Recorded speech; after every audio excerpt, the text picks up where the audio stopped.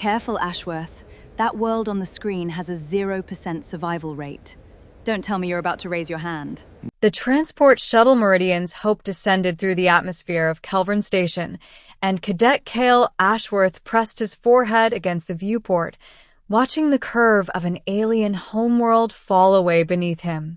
He was 19, the only human aboard a vessel carrying 41 cadets from 6 different star systems, and he had spent the entire 11-hour flight rehearsing a single sentence in his head. Don't say anything. Just listen. It was advice he would not take. The Interstellar Fleet Academy's orientation hall was carved into the belly of an old asteroid, its curved white corridors lit with veins of soft blue light. Cale filed in with the others, green-skinned Therusians, pale Voskin with slitted violet eyes, golden-scaled Ithrans, and found a seat near the back, beside a girl with iridescent blue skin and eyes like deep ocean glass. She introduced herself simply as Thalassa. She did not mention, that first day, that she was the crown daughter of the Veyron Compact, heir to 11 moons. Cale would not learn that for another 3 weeks. Instructor Voss Drenmer, a broad-shouldered Therusian with a voice like gravel dragged over steel, strode to the front of the hall as the massive holoscreen behind him flickered to life. "Before any of you set foot on a real starship," Drenmer began, "you will understand what survival means. Not the version you learned in your comfortable simulators. The truth." The screen resolved into a planetary profile. Red text burned across the top.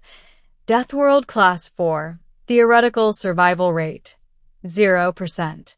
Beneath it, a scrolling list of horrors. Gravity 30% above galactic standard. Atmospheric toxins requiring constant biological filtration. Apex predators in every biome, engaged in perpetual arms races of tooth, venom, and camouflage. A magnetic field so volatile it scrambled neural implants. Weather systems capable of leveling cities. And worst of all, according to the report, an indigenous sapient species that had somehow not only survived but multiplied across the entire surface, driven every apex predator into cautious retreat, and built civilizations atop the wreckage of 100 extinction-level catastrophes. This, Drenmer said, is a textbook example of a world the Compact cataloged 400 years ago and marked permanently unsurvivable for organized colonization. No outpost we have ever established on a Class 4 world has lasted longer than 6 months. This one, he tapped the screen, was never even attempted. The models said there was no point. Laughter rippled through the hall, not cruel, just the easy laughter of species who had never needed to be afraid of their own planets. Cale's hand went up before he had decided to raise it. Thalassa glanced sideways at him, her blue eyes narrowing with something between curiosity and warning. Drenmer's gravel voice sharpened. "Cadet Ashworth, you have a question?" "Not a question," Cale said, standing. His pulse was loud in his ears, but his voice came out steady. "That's Earth." The hall went silent. 41 alien faces turned toward him. "Explain," Drenmer said. "Gravity's within 10% of what your instruments logged, not 30, but I'll give you that our tech was primitive when your survey drones passed through. Your numbers are old. The toxins you're describing are called oxygen and the common cold. And yes, we needed millennia to adapt to breathing our own air comfortably. The predators, lions, sharks, wolves, every last one of them, we didn't retreat from. We hunted most of them to the edge of extinction and then built sanctuaries to keep them alive, because it turns out we felt bad about it." A few cadets shifted uncomfortably. "The magnetic instability is real. We call it Aurora season and take photographs of it. And the weather." Cale's jaw tightened. "You mean hurricanes, earthquakes, and ice ages. We've survived 5 of the last one alone, and built cities on top of the craters from the 4th. Drenmer's eyes had gone very still. That world was flagged unsurvivable. The slide said survival rate, 0.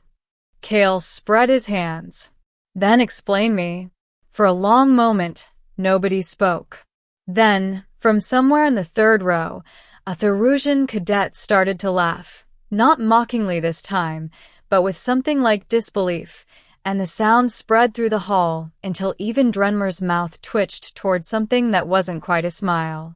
"Sit down, Cadet Ashworth," the instructor said finally, and there was a new weight in how he said the name. Thalassa leaned toward him as he sank back into his seat, her voice pitched low enough for only him to hear. "Is that true?" "All of it. Every word," Kale said. "We're not special. We're just stubborn." "On my homeworld," she said slowly, "we have a word for a species that refuses to die on schedule. We call them threadborn because no matter how many times the universe tries to cut the thread, they keep weaving it back together." She studied him with new interest. I did not expect to meet one in an orientation lecture. That evening, the Academy's data core quietly updated Earth's planetary file. The 0 was struck through.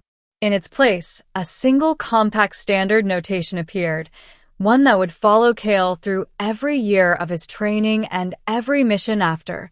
Survival rate. Uncalculable. See specimen. 3 years later, when the compact fleet finally authorized formal contact with Earth, not as a curiosity to be studied, but as a partner to be courted, it was Ensign Kale Ashworth who stood at the head of the delegation, and Princess Thalassa Veyron who stood beside him. No longer just a classmate, but something the old orientation hall Kale could never have predicted. Drenmer, promoted to fleet liaison, watched from the review deck as the first compact ambassadors set foot on the world that theory had once declared impossible. 0%, Drenmer muttered to no one, shaking his head as the ceremony began below. 0% survival rate, and they sent us a boy who argued with the math. Thalassa, catching the words on the wind, only smiled. He didn't argue with the math, liaison. He corrected it. Behind them, Earth turned slowly beneath a sky full of ships that had once thought her world a grave, and now understood her as something else entirely. Proof that some worlds refuse to be finished, and some threads simply will not be cut.